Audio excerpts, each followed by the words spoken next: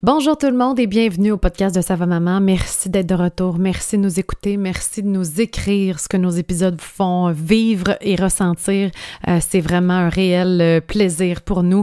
C'est notre moment. On adore ça, nous retrouver pour un podcast. Cette fois-ci, on est juste toutes les deux encore une fois pour parler de culpabilité parce qu'on n'est plus capable. On n'est plus capable de se sentir coupable, de voir de bons parents aussi qui se sentent coupables. Donc, on va parler de cette culpabilité. Pourquoi faut ressentir de la culpabilité? Ça sert à quoi? Premièrement, ça a une fonction. Quand est-ce que la culpabilité devient trop envahissante? Quand est-ce que la culpabilité n'a pas sa place? Quel courant de la parentalité renforce le sentiment de culpabilité? Si ça fait longtemps que vous écoutez Ça va maman, vous avez déjà une super bonne idée de quoi je parle.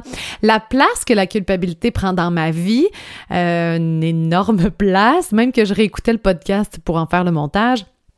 Et vous allez voir, je parle beaucoup de mes amis dans ce podcast-là. Ces temps-ci, j'en ai vraiment besoin de ces amis-là. Et je dis à quel point je les vois souvent, puis je me jugeais moi-même. Je me disais, ben voyons, je les vois pas si souvent que ça. Là. Qu'est-ce que les gens vont penser? Que je suis tout le temps partie? Que je suis tout le temps pas là?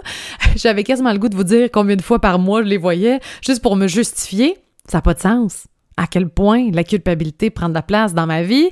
On va parler de la culture de la mère sacrifice. La mère toute puissante, la mère qui répond toujours aux besoins de ses enfants, ce qui contribue à la culpabilité. Et justement, est-ce que tout est besoin?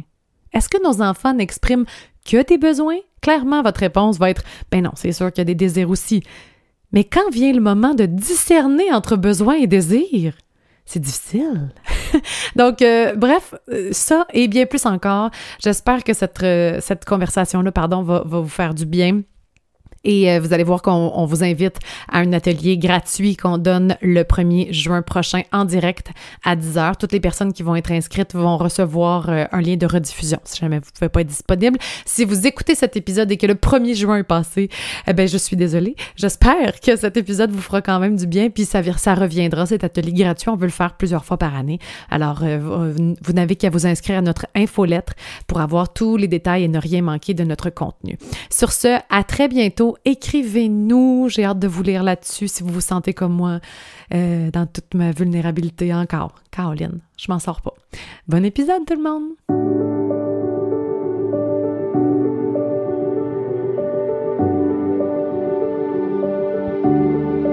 Bonjour tout le monde et bienvenue au podcast de Ça va maman. Tellement contente de vous retrouver pour parler d'un sujet qui parle tellement de maternité. Malheureusement, allô Laurie. Allô, Jess. Je suis déjà commencée. Je suis déjà lancée. Je vais m'en aller, c'est correct. Non, mais c'est parce que la culpabilité, je dis malheureusement parce que c'est plate qu'on l'associe avec la maternité, puis depuis de nombreuses années, je veux dire, depuis toujours, là, on l'associe avec la maternité.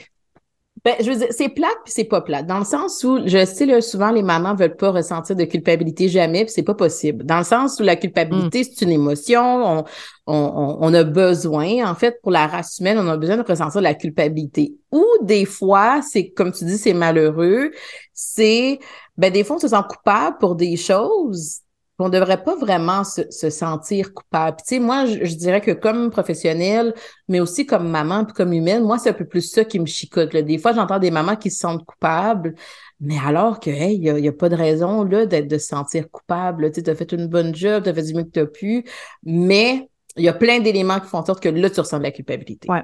Pourquoi pour la race humaine, il faut ressentir de la culpabilité? Moi, je voulais l'enrayer de ma vie, là, la culpabilité. Mais la culpabilité, c'est une émotion sociale, c'est-à-dire que on va ressentir la culpabilité parce que j'ai l'impression d'avoir commis une faute, j'ai l'impression d'avoir commis une erreur envers l'autre, puis c'est utile de ressentir la culpabilité parce que ça nous amène un élan de vouloir réparer les choses. C'est parce qu'on se sent coupable qu'on va avoir le goût de dire excuse, c'est parce qu'on se sent coupable qu'on va essayer de se dire hey, mon Dieu, j'ai brisé telle chose, je vais essayer de le réparer. Fait que c'est quand même une émotion qui est au service de la race humaine, mais moi, des fois, qu'est-ce que je vais entendre, puis on le voit beaucoup sur Ça va maman aussi, c'est exemple, là, je me sens coupable parce que ce soir, j'ai pas fait le dodo avec mon enfant. Ce soir, je me sens coupable parce que j'ai été, sur l'heure du dîner, là, au lieu de rester avec la famille pendant la fin de semaine, j'ai été voir une amie, puis on est parti manger un brunch ensemble. Fait que c'est là que, là, est-ce que c'est vraiment parce que j'ai commis une erreur? C'est vraiment parce que j'ai commis une faute ou c'est plus, j'ai tellement l'impression que je dois rester dans ce rôle-là parental tout le temps que quand je me retire de mon rôle de maman ou quand justement je fais une erreur, on ne sait pas tout quand même là, comme parent, dans ces moments-là, là, je culpabilise beaucoup, beaucoup, beaucoup. Puis c'est là justement que la culpabilité devient un peu envahissante là, dans la maternité. C'est quand on reste dans ce rôle-là parfait de parent. Parce que moi, c'est à chaque fois que je suis pas parfaite comme je voulais être que je ressens de la culpabilité. Si j'ai crié, par exemple, ou si, j'ai manqué de délicatesse ou de... On voit que c'est beaucoup avec les émotions fortes que j'ai de la misère et que je me sens coupable. Mais c'est important que ce que tu dis, c'est que des fois, c'est comme si on se permet même plus d'être humain dans la parentalité. Parce que oui, c'est normal que des fois, on soit plus fatigué, plus stressé, plus irritable. Bien sûr qu'il y a des fois qu'on a besoin de réfléchir un peu. Est-ce qu'il y a quelque chose qui est récurrent? Y a-t-il quelque chose que je peux comprendre de ces émotions-là? Mais cette perception-là qu'on devrait être comme toujours stable émotionnellement, toujours zen, toujours en posture d'accueillir, dans la disponibilité, c'est là qu'à un certain moment donné, effectivement, qu'on a des attentes qui sont irréalistes envers nous-mêmes. Fait que la culpabilité, elle arrive vite, puis elle arrive souvent. Oui, mais dans la maternité, entre autres aussi, parce que tu veux tellement être en contrôle de toi-même pour montrer le meilleur exemple à tes enfants, que c'est là que dès que ça cadre pas avec, puis même juste les limites. Tu sais, je veux dire, on en a parlé beaucoup dans le Mom Rage, là, dans notre conférence sur le Mom Rage, que ça peut mener à, des épisodes de colère, puis de tout ça. Mais juste pour être honnête, moi, cette conférence-là m'a fait beaucoup réfléchir parce que juste de mettre des limites, ça me rend coupable.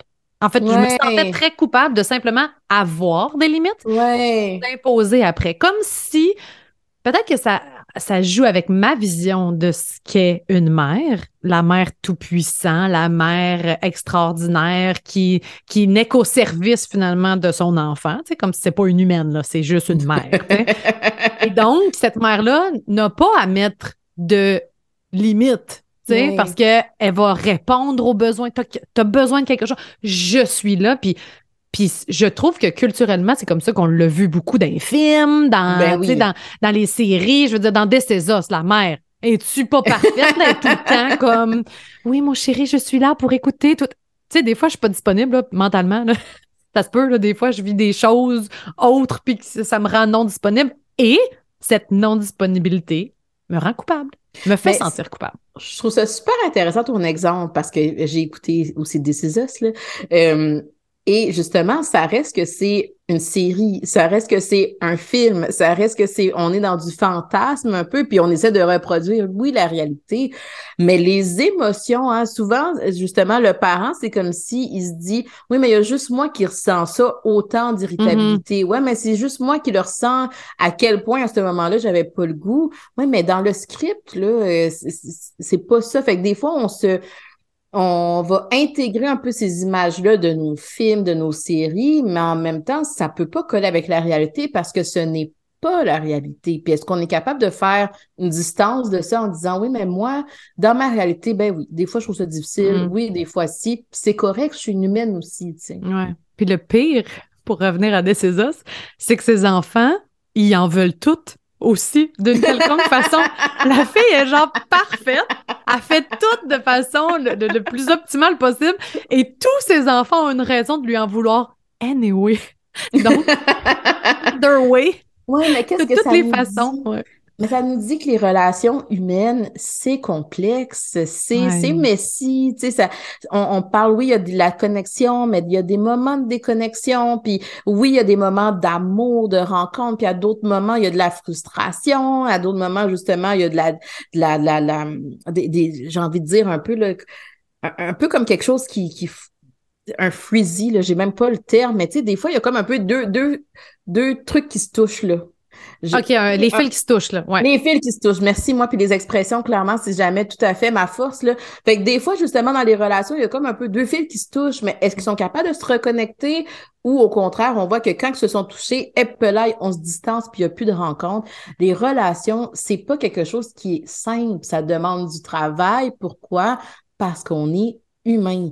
On vient justement avec, hey, j'ai pas bien compris qu'est-ce que tu m'as demandé, j'ai pas bien lu ta demande, j'ai pas bien répondu à ton besoin, j'étais pas disponible pour toi. Tout ça, ça fait partie des relations. Et cette perception-là que la maternité, le lien parent-enfant, est comme un peu à l'extérieur de ça, ben non, ça fonctionne pas, là, tu sais, je veux dire, c'est pas la réalité.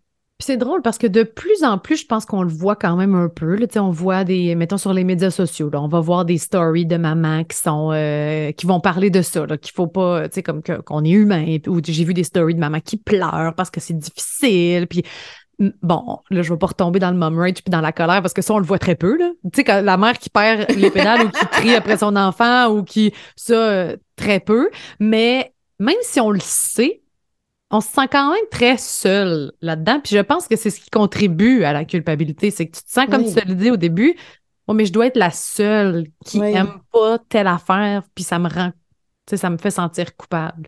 Fait que c'est exact. spécial. Je sais pas qu'est-ce que ça va nous prendre, en fait, pour comprendre qu'il y a rien de mal.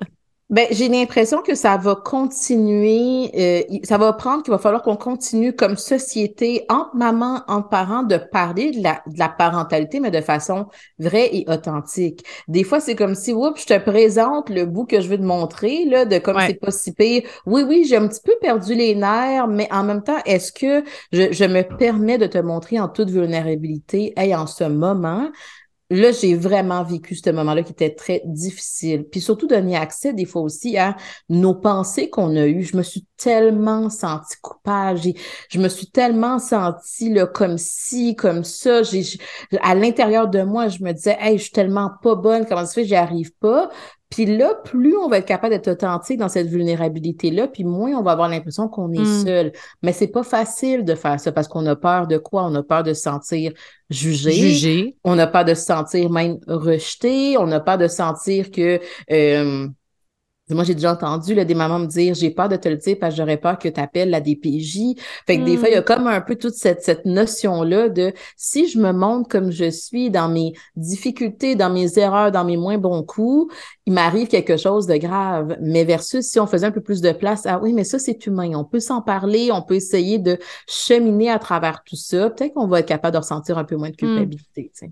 Mais c'est vrai qu'il n'y a pas de guide pour être parent puis qui dit t'es humain. Tu sais, il y a certains guides, parce que là, je fais référence à un article de magazine que tu as écrit, qui a tellement résonné Vraiment, fort vraiment. pour notre communauté. Et je pense qu'on n'a jamais reçu autant de messages sur un article de magazine que celui-là, qui s'appelait Parentalité bienveillante et positive, point d'interrogation. Non, pas vraiment. Tu sais. Et tu pourras nous expliquer dans quelques secondes de qu'est-ce que tu disais dans cet article-là. Mais, en fait, ouais, commençons avec ça parce que sinon, j'allais tout de suite y aller avec ma conclusion. Puis, il y a des Ben, gens qui l'ont peut-être pas lu, qui vont manquer un oui. bout. Par contre, je veux vous dire, je vais mettre le lien si jamais. Moi, j'ai ça dans des podcasts quand ils parlent de quelque chose, puis qu'après ça, je peux pas aller le lire, je peux pas aller le voir. Je vais mettre le lien dans l'épisode du podcast si vous voulez aller lire l'article. Ouais, vas-y donc pourquoi, qu'est-ce qui t'a donné l'élan d'écrire cet article-là? Ben, en fait, c'est que j'ai été sur un plateau de tournage, ça fait quand même, je sais pas moi, un bon mois et demi. Et là, justement, pendant la pause, une des invitées me dit, OK, fait que toi, tu fais des chroniques sur la parentalité positive. Puis là, je dis, ah non, pas vraiment. Puis je t'avoue que j'aime pas beaucoup ça être associé à la parentalité positive et l'éducation bienveillante. Puis ça m'a comme surprise de voir à quel point je l'ai dit là, du tac au tac. Là. Tu sais, vraiment, c'était comme, ah non, moi, pas vraiment. Puis parce que normalement, je nuancerais, tu sais, ben c'est pas tant que je suis contre, mais blablabla. Mais là, je sais comme un peu Parce que t'as non. l'air de quoi d'être contre? Tu sais, c'est comme de dire que je ne suis pas pour, ça veut dire que je suis contre, tu sais. Ben c'est ça. Je te connais, je sais qu'à quel point t'aimes les J'aime nuances, ça puis les que nuances. t'as dû vouloir rattraper tout de suite. Ah, non, mais je vais t'expliquer pourquoi à ta minute. Fait qu'à la place, ça a fait un article. Ben, c'est ça. Puis l'idée, c'est que est-ce que je suis contre? Non. Est-ce que je le mets sur un piédestal? Non plus, par contre. Puis c'est là que je trouve que souvent les mamans que j'entends qui vivent de la culpabilité, moi, dans mon bureau, c'est j'ai pas été bienveillante. J'ai pas été bienveillante, j'ai perdu ma bienveillance. Tu sais, c'est pas vraiment qu'est-ce qui est recommandé dans les interventions, etc. Puis ça me chicote beaucoup, ça. Je dis ça me chicote, mais ça me dérange que de bonnes mamans, d'excellentes mamans finissent par se dévaloriser, finissent par se blâmer, finissent par s'étiqueter même parce qu'elles ont l'impression qu'elles n'ont pas répondu au, tu sais, c'est quoi la bonne intervention que je mets entre guillemets, puis c'est quoi la bonne façon d'accueillir les émotions, etc. Fait que dans cet article-là, qu'est-ce que j'explique, c'est là, si on part du point de vue de l'attachement encore, moi, c'est sûr que c'est ma lunette clinique. Euh, La majorité des enfants, on se le rappelle, ont développé un attachement sécurisant envers leur enfant. Puis ça, c'est pas juste une Envers leurs statistique parents? envers leurs parents, désolé. C'est pas une statistique québécoise, c'est pas une statistique occidentale. C'est quelque chose qu'on voit à travers les générations, c'est quelque chose qu'on voit à travers les cultures aussi. Qu'est-ce que ça veut dire? C'est que même dans les villages où est-ce qu'ils n'ont pas accès aux neurosciences affectives, puis qui n'ont pas accès aux livres, puis qui n'ont pas accès aux réseaux sociaux et tout ça, là, il y a quand même quelque chose qui est présent dans la relation parent-enfant qui fait en sorte que le parent est suffisamment sensible envers les besoins de son enfant, puis qui est capable de dire, là, moi, je le connais bien, mon enfant, je sais à quel moment, oui, j'ai besoin d'avoir un élan d'aller répondre à son besoin, mais je le connais aussi, mon enfant, puis je sais que là-dessus, il est peut-être capable d'attendre un petit peu, ou là-dessus, c'est peut-être de la frustration. Là, des fois, dans le courant de la parentalité positive, l'éducation bienveillante, euh, on a un peu cette impression-là que tout est besoin. On a un peu l'impression que le parent doit toujours être à l'écoute, que le parent doit toujours être disponible, doit toujours être zen, qu'il doit toujours savoir c'est quoi la bonne intervention.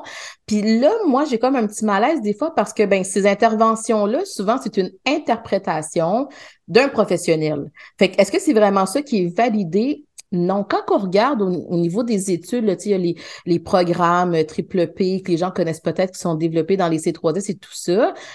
Souvent, c'est pas développé pour les parents qui sont déjà suffisamment bons.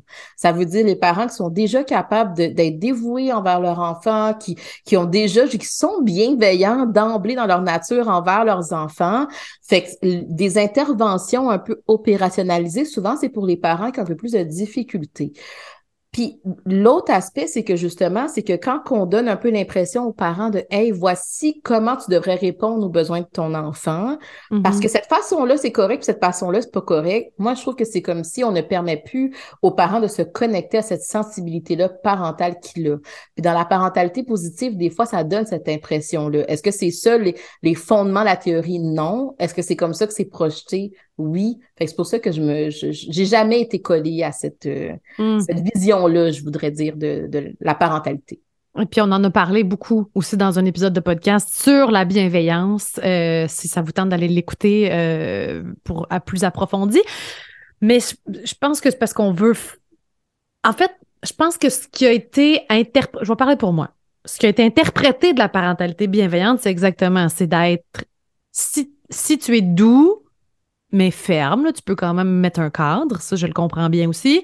C'est comme ça qu'il faut que tu le fasses. Mais évidemment, que crier, puis de perdre le contrôle, puis ben là, ça sort du cadre, puis là, on va donner un attachement sécurisant à notre enfant. Ben, c'est ça. Mais j'ai le goût de faire une parenthèse sur l'attachement. Puis là, je sais, là, quand je te parle, tu sais, ça fait... Mettons ceux qui ont développé un attachement insécurisant, OK? Leurs parents, là, je veux dire, c'est au-delà de leur capacité parentale. Clairement que ces parents-là ne voulaient pas donner un attachement insécurisant à leur enfant. C'est-à-dire que ça doit être... Puis corrige-moi si je me trompe, est-ce que c'est parce que dans leur être, eux, il faut qu'ils se gèrent? Tu sais, il faut juste qu'ils apprennent à gérer leurs propres émotions puis leurs propres affaires pour, après ça, donner le meilleur à leur enfant. Je ne sais pas si c'est clair, mais dans le sens où clairement, c'est pas volontaire, puis c'est pas réfléchi de faire comme... Conscient. Hey, c'est pas conscient. C'est sûr que ça doit pas être conscient. Ben, je veux dire, là, après ça, on pourrait... des fois, il y a quelque chose... je reproduis qu'est-ce que j'ai reçu de mon propre parent. Des fois, pour certains parents, c'est vraiment plus... On me l'a jamais dit, par exemple, que quand un enfant pleure, que je devais essayer de répondre à ses besoins. On me l'a jamais dit, par exemple, que je devrais pas dénigrer, par exemple, mon enfant, etc. Parce que moi-même, c'est ce que j'ai vécu dans ma propre famille. Fait que des fois, effectivement, qu'il y a des familles qui ont besoin de ressources pour être capable de savoir un peu plus, oui, mais c'est quoi le développement de l'enfant? En ce moment, par contre, moi, les mamans que je rencontre beaucoup, c'est des mamans qui sont très informées sur le développement de l'enfant, qui ont vraiment une sensibilité par rapport au développement affectif et physique. Fait que justement, le défi, c'est pas de les informer de qu'est-ce que leur enfant vit, c'est plus, oui, mais là, il y a des limites à ça. C'est pas un dogme. C'est pas genre, faut tout le temps que ce soit comme ça. Il faut qu'on regarde l'ensemble. La parentalité, c'est un tout. Fait que, tu sais, comme que tu dis, ces parents-là, souvent, qui ont des difficultés dans leur parentalité, comme tu dis, des fois, il y a comme une partie de prise de conscience. Est-ce que je prends conscience de quel effet ça a sur mon enfant, mais aussi est-ce que je prends conscience de qu'est-ce que moi, je vis dans ma propre vie? C'est quoi mes propres enjeux à moi qui, des fois, m'habitent encore? Qu'est-ce qui fait en sorte que j'ai peut-être tendance à me distancer de la parentalité? Qu'est-ce qui fait en sorte que j'ai la difficulté peut-être à reconnaître à certains moments que là, mon enfant, il a besoin de moi, je me permets d'y aller. Et c'est là que quand il y a ces prises de conscience-là, autant pour l'enfant, mais aussi pour le parent, que là, il y a un changement qui est comme un peu plus possible. Là, des fois, sur les réseaux sociaux, c'est comme si on dit, hey, laisse faire la partie prise de conscience, fais juste appliquer telle affaire, telle affaire, telle affaire, telle affaire. Puis là, le parent, il essaie de l'appliquer, puis il réussit pas. Hey, tu parles de moi, là. Carrément, là. Tel que tel, là. Puis je me rappelle nos premiers échanges au début de Ça va maman, probablement que j'étais très là-dedans. Laurie, qu'est-ce qu'il faut que je fasse? Laurie, parce que j'étais très déconnectée de moi-même, puis j'étais juste comme dans je fais pas la bonne chose. Parce que le résultat que j'ai n'est pas bon. Tu sais, je veux dire, je ne gère que des crises, je suis constamment ensevelie sous la culpabilité. Moi, je pleure tout le temps parce que je me sens pas assez. Je me dis, il y a quelque chose là-dedans qui marche pas, là. Puis clairement, c'est moi le problème, là. T'sais. Exact. Puis moi, c'est ça que je trouve triste. Puis c'est ça que je trouve désolant vraiment dans qu'est-ce qui se passe autour de nous, là. C'est que fondamentalement, t'es une bonne maman. T'étais une maman qui était prête à essayer. Je vais essayer encore tel type. Qu'est-ce que je peux faire de différent? Là, j'ai observé telle chose chez mon enfant. Je l'ai bien vu, telle chose. Fait que clairement, t'es un parent qui est capable d'observer, de reconnaître, qui continue de vouloir essayer. Fait qu'il y a quelque chose dans le dévouement qui est là. Mais ce même parent-là finit par douter parce qu'il se dit, j'ai pas le résultat que je voulais. Puis là, je me promène avec mon cerveau qui me dit, t'es pas correct. Et je me promène avec mon cœur qui est plein de culpabilité, je me promène avec ce corps-là qui est lourd parce qu'à un moment donné, je suis dans des déséquilibres. Puis moi, c'est là qu'à un moment donné, je fais comme, ben là, il faut qu'on mette un stop à ça. Il y a beaucoup de parents qui se sentent coupables alors que c'est juste qu'on n'a pas pris le temps de leur dire « Ouais, mais ça, t'as-tu vu ça? T'as fait ça, puis ça, c'était bon. Hey, mais ça, t'as-tu vu? T'as été capable de mettre ça en place, t'as évolué, regarde qu'est-ce que ton enfant te démontre. Prends le temps aussi de te nourrir de ça. » Puis je pense que c'est là que le parent se sent constamment coupable parce qu'il voit juste les affaires qu'il n'a pas faites puis les affaires qu'il n'a pas réussi. Mais il n'y a personne qui prétend lui dire « Hey, t'es une bonne maman. Est-ce que t'es parfaite? » C'est sûr que non, ça n'existe pas. Mais t'es une bonne maman quand même. Regarde comment est-ce que tu continues d'être au chevet de ton enfant. Regarde comment est-ce qu'à ce moment-là, tu t'es revenu, tu as essayé de t'excuser parce que tu as vu que tu avais dépassé les bornes. Mais regarde aussi, à ce moment-là, tu as perdu patience, mais en même temps, on peut peut-être te faire confiance que ton enfant reconnaît ce cadre-là. Hey, je sais que quand ça fait 3 fois que je dis non ou que je dis va mettre tes chaussures puis que tu l'as pas fait, oui, j'exprime un peu d'irritabilité puis je respecte ce cadre-là. Fait que la frustration que tu peux exprimer, faisons confiance aussi aux parents qu'il est capable d'évaluer à quel moment c'est de la détresse puis à quel moment c'est de la frustration.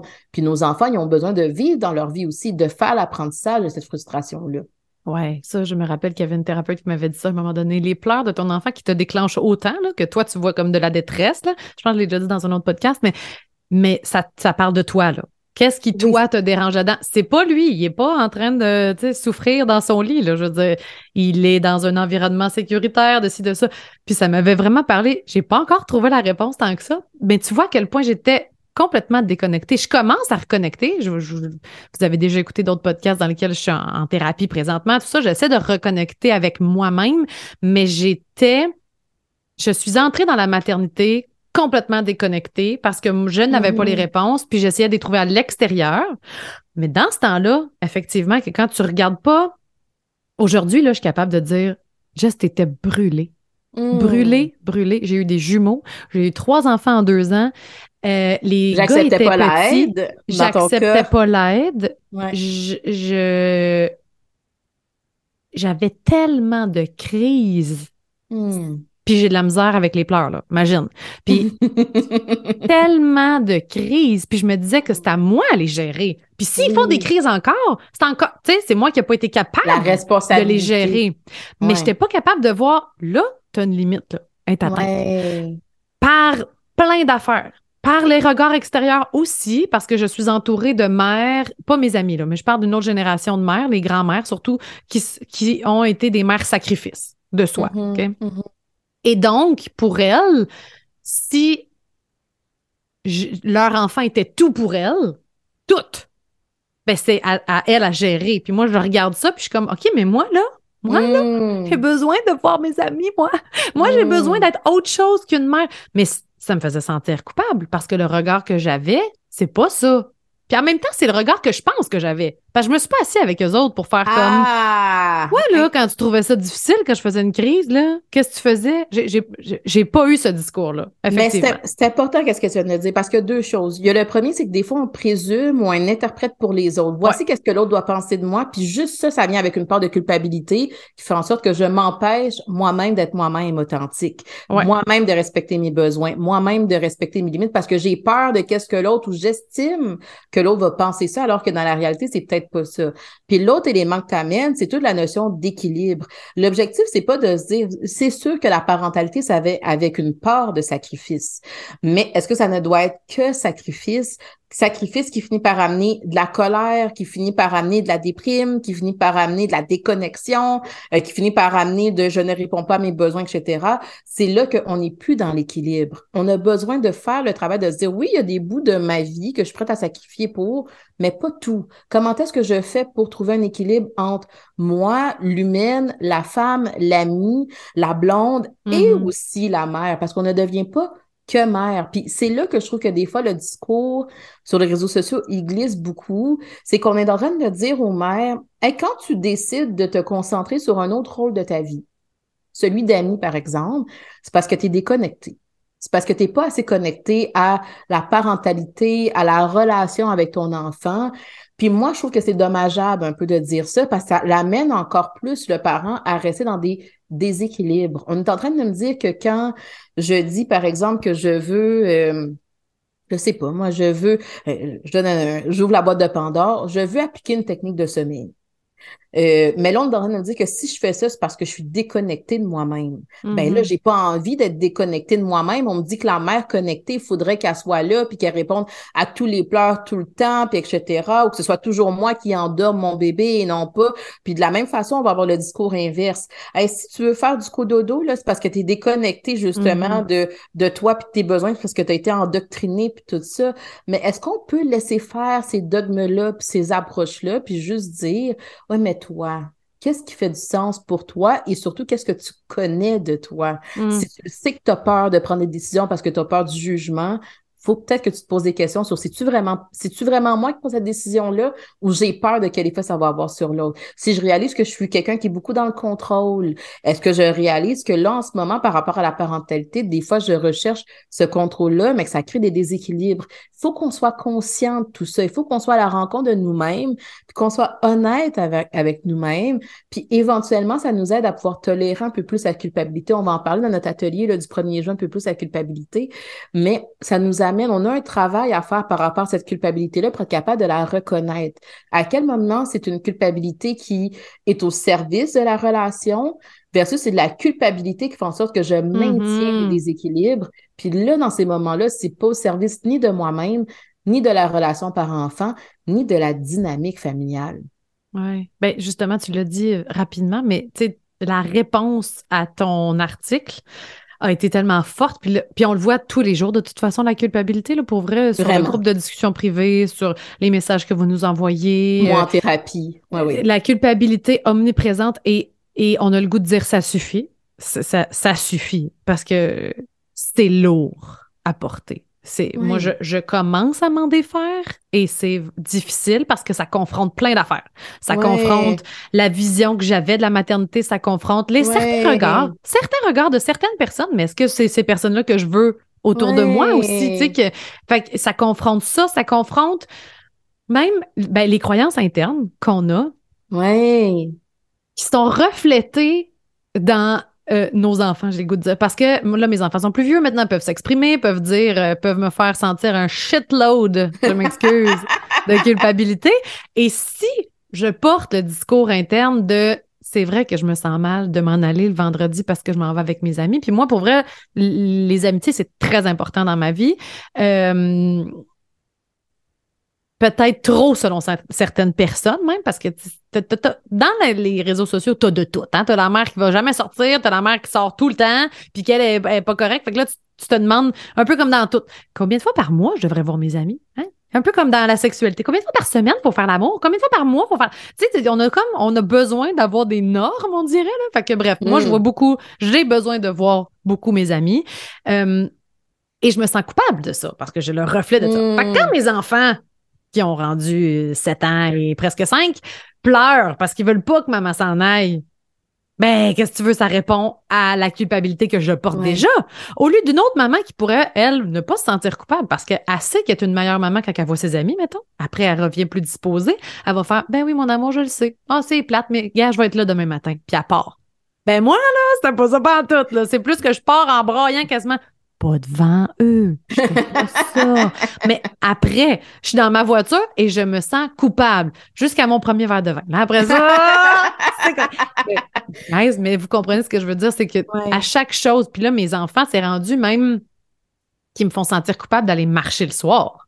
J'en ai un particulièrement qui ne veut pas et qui fait une gigantesque crise juste parce que je vais marcher. Puis je lui dis, je reviens, je vais être là tantôt. Tu sais, je le préviens de tout. Mais si je me laisse happer par ses paroles, j'irai jamais marcher. Puis là, qu'est-ce que je lui montre de plus, là, que je suis à la maison parce qu'il y a un danger à ce que j'aille marcher? C'est toujours ça qui... C'est dur de porter cette position-là, d'être sûr de soi, puis d'aller marcher. J'y vais.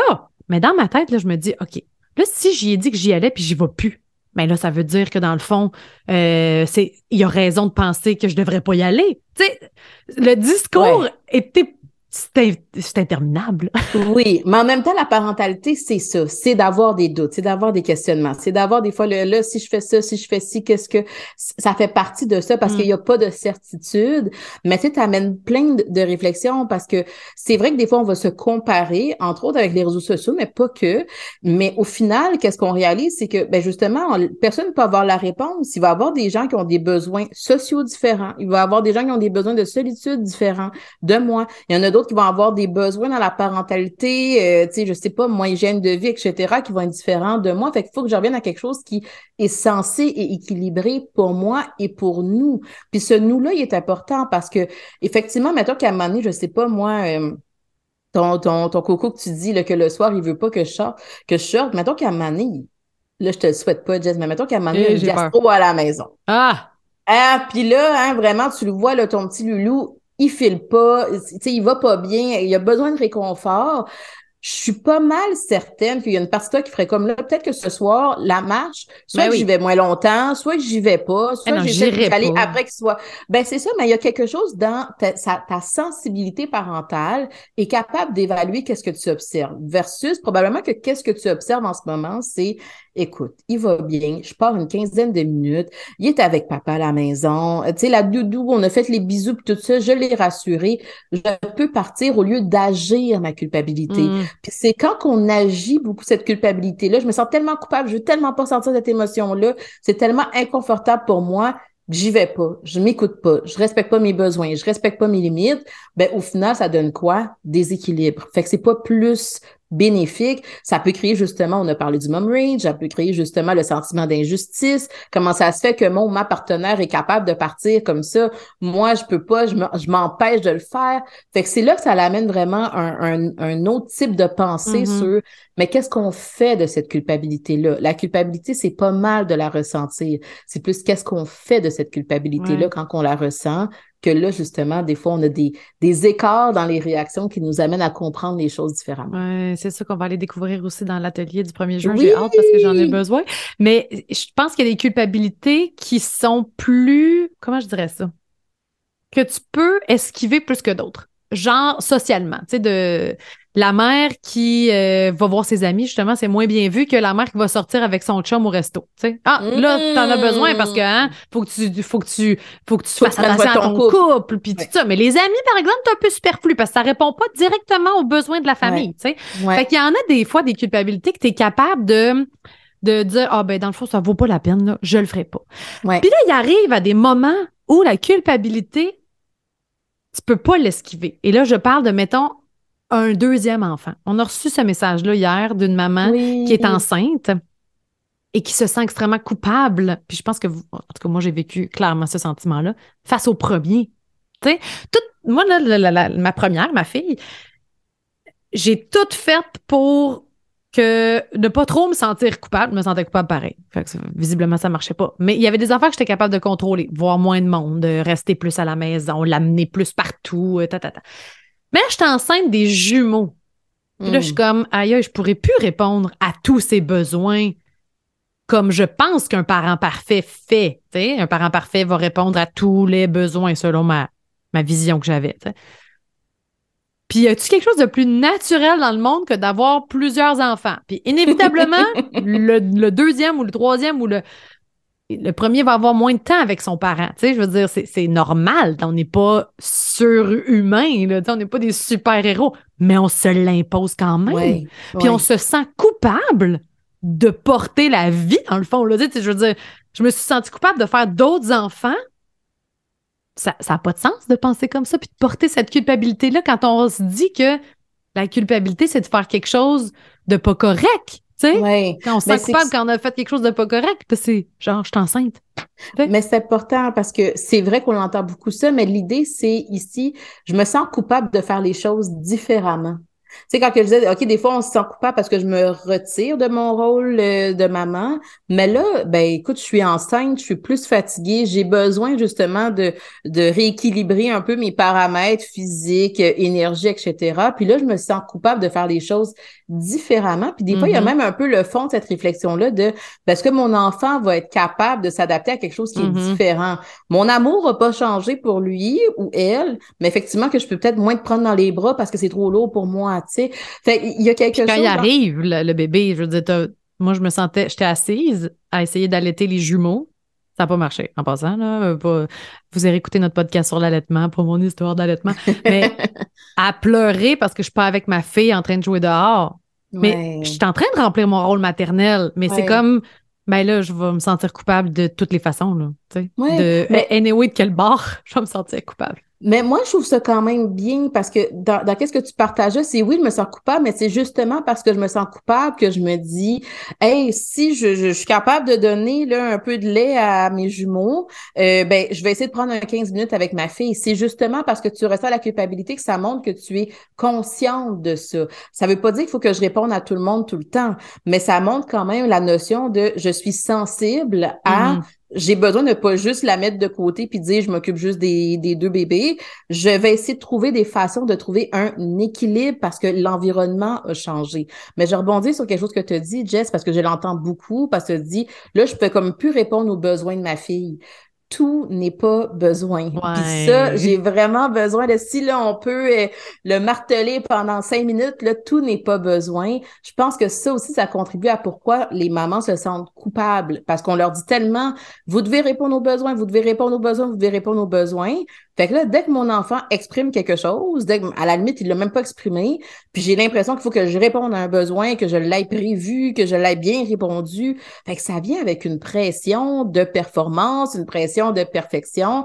Puis quand on n'arrive pas justement à le faire, on sent quoi? Ben, de la culpabilité. Ben oui. Tout n'est pas besoin dans le lien parent-enfant. Nos enfants n'expriment pas que des besoins, mais c'est là, est-ce que je me fais confiance, que je suis capable, que j'ai l'espèce d'oreille, de sensibilité, de là, à tel moment, je le vois bien, c'est vraiment un besoin qui n'a pas été répondu. Puis des fois, même si on le sait que c'est un besoin, on peut quand même pas y répondre. Je donne un exemple. Tu sais, l'enfant là, qui commence à manger, là, tu sais, entre 6 et 8 mois, mettons, là, commence à manger. À jouer avec sa nourriture, tu veux dire. Puis là, justement, hey, on est en train de préparer là, la petite purée ou les petites bouchées, peu importe, mais l'enfant, il a faim.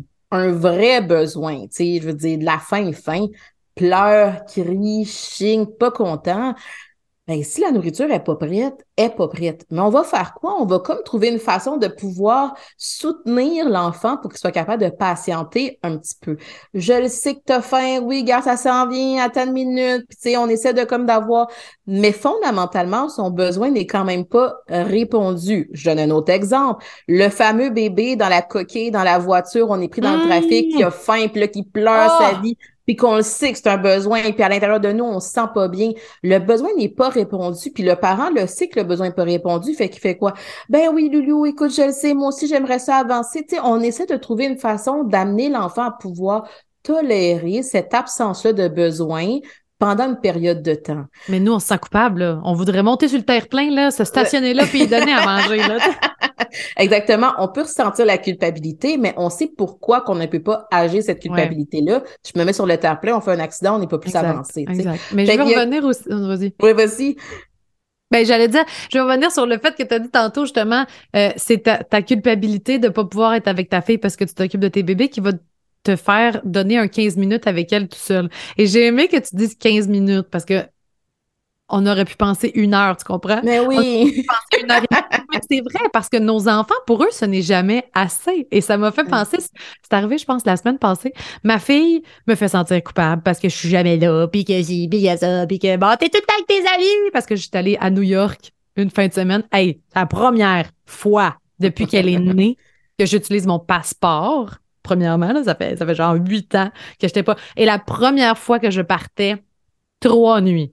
Première fois. Peux-tu te dire que ça a fait du bien?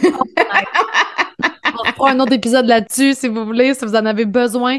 Je me suis donné cette... Puis au début, je me sentais très coupable. Je voulais pas y aller parce que j'étais comme, mais non, je peux pas faire ça. Puis on était plusieurs mamans, puis on se sentait toutes comme ça. Puis finalement, on l'a fait, puis j'ai juste hâte au prochain, là. Je veux dire, bref.